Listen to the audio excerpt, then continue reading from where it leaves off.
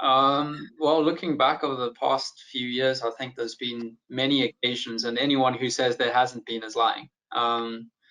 It's just simply making the decision that you're not going to quit. I think one of the greatest recent memories that I have is basically April last year, April 2020.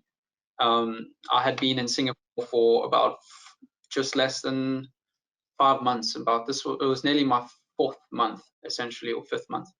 And COVID-19 had hit us. We were put into circuit breaker, which essentially means you're not really allowed to leave your home. And in a job where the nature of the business is to go out and meet people. And you explained to me, being new in a new country, not knowing a single person, being confined to your apartment and being told to go meet people. It's quite a task. So I came to the decision, and this is probably something that I've got from my father as well, is he's always said to me that you're allowed to be saddened by a situation, you're allowed to feel pity for yourself, you are allowed to think that this is a bad situation and want to give up.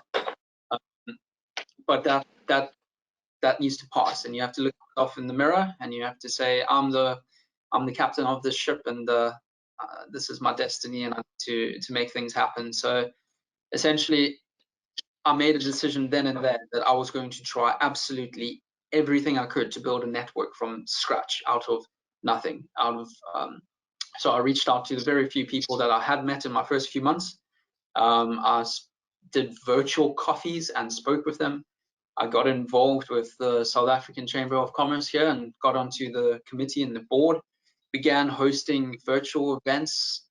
I did the first virtual beer tasting in Singapore, which was orchestrated between South Africa and Singapore, and the beers were distributed. So I had the guys who made the beers in South Africa come onto the call to speak to an audience of South Africans in Singapore who had received the beers to their front door here in Singapore, and we went through a virtual tasting.